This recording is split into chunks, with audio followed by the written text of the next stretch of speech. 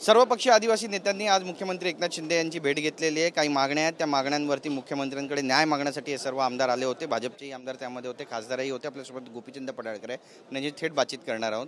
विरोध आहे या सगळ्या आमदारांचा, धनगर आरक्षणामधून धनगरांना आरक्षण एसटी मधून देण्यासाठी यांचा विरोध आहे। आम्ही कोर्टातही जाऊ अशी भूमिका सध्या घेत आहेत। काय म्हणाल?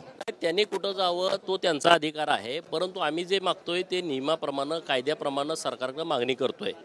जे आदिवासी आमदार इथं माननीय मुख्यमंत्री महोदयांना भेटतायत, मीडियासमोर बोलतायत किंवा आंदोलन करतायत, त्या आदिवासी आमदारांना माझा प्रश्न आहे की 2011च्या जनगणनेमध्ये या महाराष्ट्रामध्ये 1,05,00,000 आदिवासी जमातीची संख्या हे डिक्लेअर झालेली आहे। 1,05,00,000 आदिवासी जमातीच्या लोकसंख्येच्या नुसार तुमचे 25 आमदार आणि 4 खासदार या महाराष्ट्रातून निवडून जातात। आणि जेव्हा आम्ही याची डिटेल माहिती घेतली, 1,05,00,000 आणि आता 2024 आहे। 2024ला जर आपण लोकसंख्येचा विचार केला, जनगणना जरी झाली नसली तरी 2001 ते 2011ची जनगणनेमध्ये 22.54 वाढ झाली होती। आता 2024 आहे। जर आपण सरासरी 11 ते 24चा विचार केला तर 1,35,00,000पर्यंत हे आदिवासी जमातीची संख्या महाराष्ट्रामध्ये असू शकते अंदाजे। मागं पुढे एका दुसरा लाख होऊ शकतो। 1,35,00,000पैकी तुम्ही किती लोकांना दाखले दिलेले आहेत तर त्याची आम्ही माहिती अधिकारात माहिती घेतलेली आहे आणि ही अतिशय गंभीर बाब आहे। बघा, हे सगळे आकडे आहेत महाराष्ट्रातले। आज नंदुरबार सारखा आदिवासी बहुल जिल्हा आहे, तिथं 91,418 सर्टिफिकेट इश्यू केलेले आहेत आतापर्यंत। जात पडताळणी समितीनं जात पडताळणी प्रमाणपत्र दिलेली। पालघर सारखा जिल्हा आहे, 10,140 अख्खा जिल्हा आदिवासींचा आहे, बहुल जिल्हा। 70-80% तर 100% आदिवासी तिथं असतील, तर तिथं तुम्ही 10,000 लोकांना फक्त दाखले दिलेत। ठाण्यामध्ये 72,000 दाखले दिलेले आहेत, तिकडं गोंदियाला 2,282, नागपूरला 43,000, गडचिरोलीला 48,000। एकूण दाखले किती दिलेत? 5,97,262। संख्या किती आहे? 1,35,00,000पर्यंत। आणि तुम्ही दाखले किती देत आहे? 5 म्हणजे 6 लाखापर्यंत। म्हणजे किती लोकांवरती अन्याय आहे? 2011च्या हिशोबानं विचार केला तर 1 कोटी लोकांवर अन्याय आहे। आणि आता 2024च्या हिशोबानं लोकसंख्येच्या हिशोबानं जर विचार केला तर तुम्ही 1,30,00,000 लोकांच्यावरती अन्याय करताय। किती? हे जे इथं बोलतायत ना, हीच लोक आहेत, ह्या लोकांना दाखला सुद्धा देत नाहीत। बरं, या राज्यामध्ये जमाती किती आहेत? एकूण यादीमध्ये 47 जमाती आहेत, त्यापैकी ह्यांचं म्हणणं आहे की 45 जमाती महाराष्ट्रामध्ये अस्तित्वात आहेत आणि त्या 45 जमातीमध्ये 185 उपजमाती आहेत। उपजमाती, हे काही उपजमातीची लिस्ट आहे। तर या उपजमातीपैकी 117 उपजमाती असे आहेत की त्यांना मी तुमच्याशी बोलत असेपर्यंत एकही दाखला निर्गमित केलेला नाही। म्हणजे किती मोठा अन्याय सांगा। हा अन्याय कुणी केला? सरकारनं केला? नाही। हा अन्याय कुणी धनगरांनी केला? नाही। हे जे लोक इथं बसलेले आहेत, हे आदिवासी मंत्रालय, आदिवासी डिपार्टमेंटचे सचिव, जात पडताळणी समितीचे प्रमुख, ह्या लोकांनी अन्याय केलेला आहे। आणि म्हणून आमचं सरकारनं म्हणणं असं आहे, ह्यांचं तुम्ही काय ऐकायचं ऐकून घ्या। ज्या लोकांनी आतापर्यंत लाभ घेतलाय, 68 उपजमाती या महाराष्ट्रातल्या आहेत आणि जवळपास 15 ते 17 मुख्य जमाती आहेत, त्यांनी या आरक्षणाचा भारताच्या स्वातंत्र्यानंतर आतापर्यंत लाभ घेतलेला आहे। त्यांची ए कॅटेगरी करा आणि जे 117 उपगट आहेत ज्यांना तुम्ही दाखला दिला नाही त्यांची बी करा आणि धनगरांची सी करा।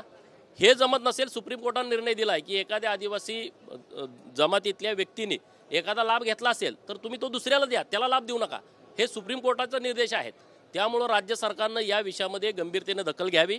माननीय मुख्यमंत्री महोदय, माननीय उपमुख्यमंत्री महोदयांनी आपल्या सचिवांना सूचना देऊन महाराष्ट्रातल्या जात पडताळणी समितीकडून जात पडताळणी स्थापन झाल्यापासून आजच्या दिनांकापर्यंत किती एसटी जमातीच्या लोकांना प्रमाणपत्र दिलेले आहेत याची आकडेवारी घ्यावी। आणि ही आकडेवारी मी दिलेली खरी निघाल्यानंतर आदिवासी मंत्रालय 6 लाख लोकांसाठी कसं काय होऊ शकतं?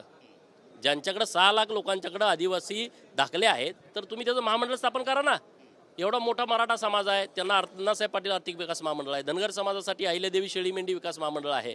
ओबीसींच्यासाठी महात्मा फुले विकास महामंडळ आहे। मुसलमानांच्यासाठी मौलाना आझाद विकास महामंडळ आहे।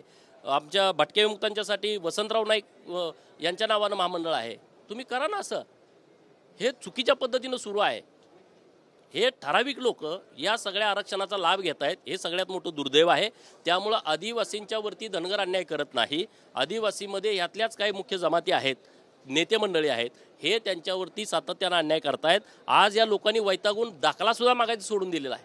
आज माझा मित्र सोलापूरमध्ये 11 दिवस झाला उपोषणाला बसलाय, अन्यायग्रस्त आदिवासींना न्याय मिळावा म्हणून, 117 उपजमातींना न्याय मिळावा म्हणून 11वा दिवस त्यांचं उपोषण सुरू आहे. लक्ष्मण हाके यांची भूमिका नेमकी तुम्ही कशी पाहता? कारण धनगरांच्या बद्दल कधी ते बोलत नाही. काय धनगरांच्या बद्दल ते नेहमी आंदोलनामध्ये असतात ना, असं काय देवा प्रत्येक आंदोलनामध्ये त्यांनी बोलावंच असं नाही, पण धनगर आरक्षणामध्ये ते नेहमी प्रत्येक वेळेस ते अग्रेसर असायचे.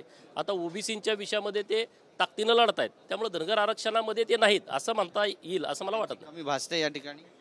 काय आहे की सगळीकडून चालू आहे, लोक सगळे आता पूर्ण ताकदीनं या विषयामध्ये उतरलेले आहेत. परवा आम्ही रास्ता रोकोचं आव्हान केलं, राज्यभर शेकडो ठिकाणी रास्ता रोको झाले. लोक आता फुल सगळी या बाबतीमध्ये सतर्क झालेले आहेत, हुशार झालेले आहेत आणि कुठं काय असेल विषय तर लगेच या विषयामध्ये लोक मोठ्या संख्येनं भाग घेतात. शिंदे यांच्या समितीचा अहवाल आहे धनगर आरक्षणाबद्दलचा, मुख्यमंत्री ते स्वीकारतील असं तुम्हाला वाटतं? आणि या लिफाफ्यामध्ये नेमकं काय असणार या अहवालात? काही हिंट्स तुम्हाला मिळाल्यात का? बघा, त्या अहवालामध्ये काय असणार याविषयी मी बोलणं हे उचित नाही. त्या समितीचे अध्यक्ष माननीय डॉक्टर सुधाकर शिंदे साहेब आणि त्यांचे सगळे सदस्य आहेत आणि हा कॉन्फिडन्शियल हा सगळा विषय असल्यामुळं त्याच्यावरती त्यांनीच भाष्य केलेलं चांगलं. त्यामुळे मी या विषयावरती बोलत नाही. पण मला मिळालेली माहिती अशी आहे की अहवाल आता पूर्ण तयार झालेला आहे, अहवालावरती सदस्यांच्या सह्या झालेल्या आहेत. मग त्यांची वेळ घेऊन तो अहवाल सरकारकडे सादर करतील असं मला वाटतंय. धन्यवाद आमच्याशी बोलल्याबद्दल. कॅमेरा पर्सन अमित शिगवणचा गिरीश गायकवाड, TV9 मराठी, मुंबई.